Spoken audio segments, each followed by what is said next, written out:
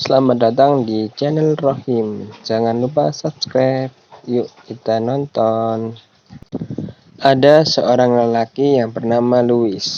Si Louis ini selalu menghalalkan segala cara untuk mendapatkan uang, seperti mencuri besi dari pagar dan dijual lagi. Pada suatu malam, Louis melihat ada kecelakaan mobil.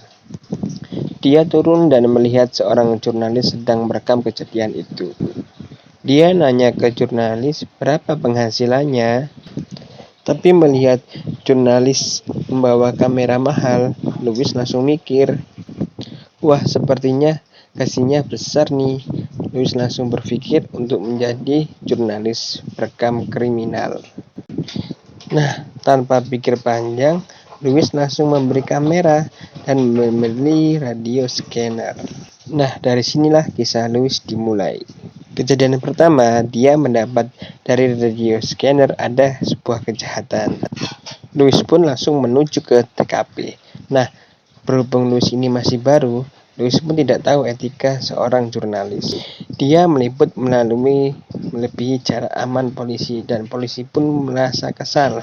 Namun liputan ini mendapat penghargaan yang mahal ketika dijual ke stasiun TV. Setelah itu, Louis mencari karyawan untuk membantunya meliput. Karyawannya adalah pemuda pengangguran yang bernama Rick. Pada kejadian selanjutnya, ada sebuah perampokan di dalam rumah. Karena pintu depan sudah dihalangi oleh garis polisi, Louis ini nekat masuk lewat pintu belakang. Dan Louis pun langsung merekam kejadian yang ada di dalam rumah itu. Nah kan, Louis ini melanggar peraturan tersebut. Namun hasil rekamannya ini dibayar mahal oleh stasiun TV. Nah, lama-lama Louis jadi kaya dan bisa membeli mobil sport yang mahal.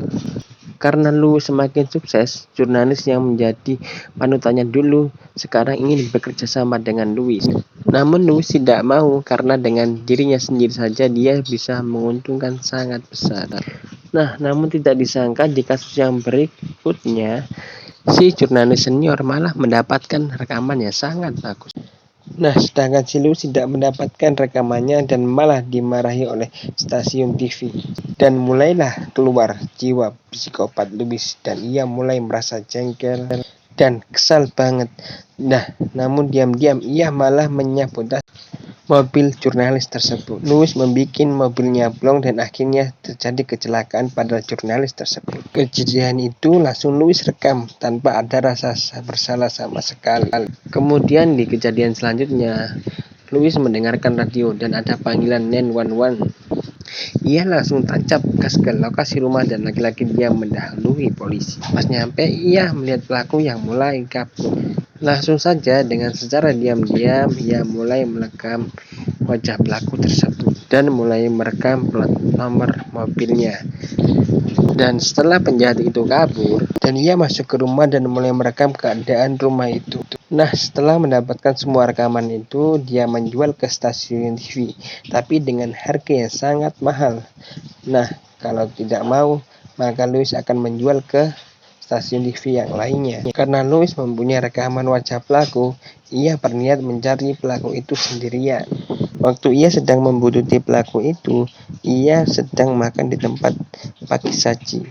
Lalu ia menelepon polisi untuk menggerebek penjahat yang sedang makan tersebut. Dan akhirnya terjadilah baku tembak antara polisi dan penjahat. Nah, sementara Louis hanya merekam kejadian itu. Kejadian yang sangat ia inginkan. Kemudian Rick tahu bahwa rekaman itu akan dibayar sangat mahal, yaitu sekitar $50.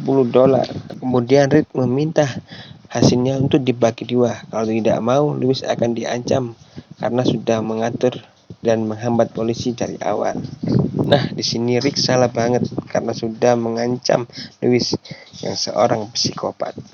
Nah, terjadilah kejar-kejaran antara polisi dan penjahat, dan hingga akhirnya mobil penjahat itu terbalik di jalanan.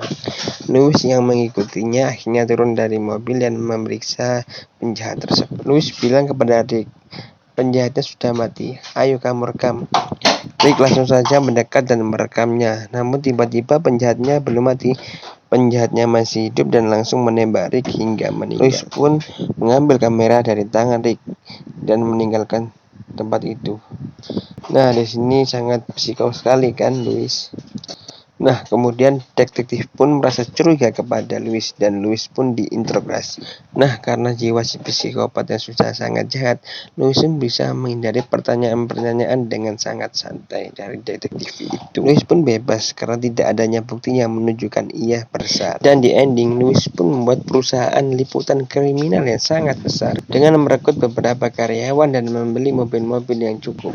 Nah, Louis pun menjadi pengusaha yang sukses yang sangat psiko dan menghalalkan berbagai cara untuk mendapatkan apa yang ingin dicapainya. Sekian, terima kasih sudah menonton. Jangan lupa like, komen, dan subscribe. Semoga dilancarkan rezekinya. Amin, amin.